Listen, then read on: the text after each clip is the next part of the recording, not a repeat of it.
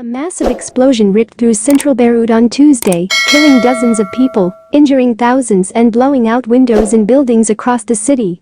The blast near Beirut's port sent up a huge mushroom cloud-shaped shockwave, flipping cars and damaging distant buildings.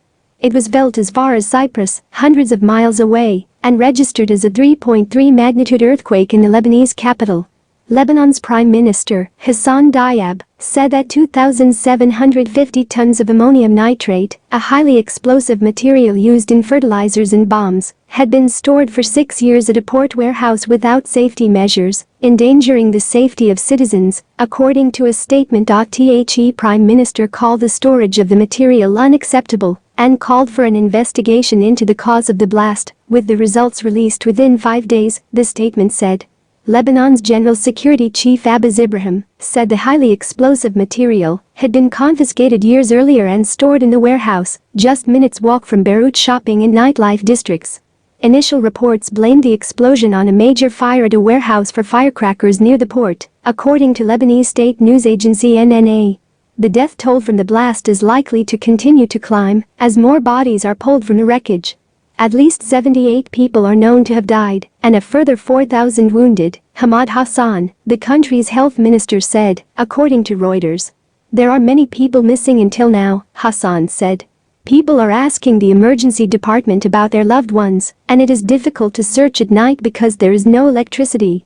We are facing a real catastrophe and need time to assess the extent of damages. A red cloud hung over the city in the wake of the explosion, which took place just after 6 p.m. local time, 11 a.m. Eastern time, as firefighting teams rushed to the scene to try to put out the initial fire.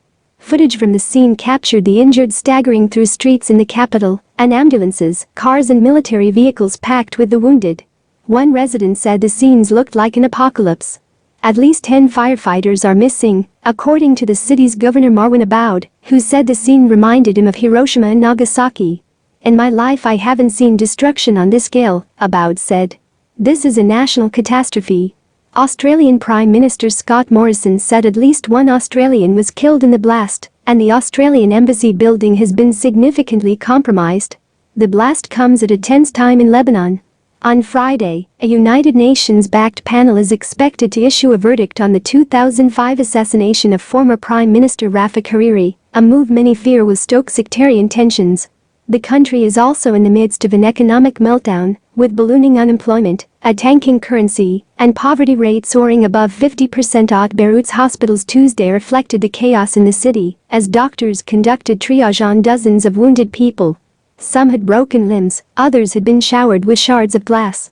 Some patients were unconscious. Emergency wards are inundated with the injured, while the Lebanese Red Cross implored the public on Twitter for blood donations to help the wounded. One of Beirut's major hospitals, Hotel Diab, received around 400 injured patients, an employee told CNN. The Secretary General of the Khatib political party, Nasser Najarian, died after being injured in the explosion, NNA reported. He was in his office when the explosion happened.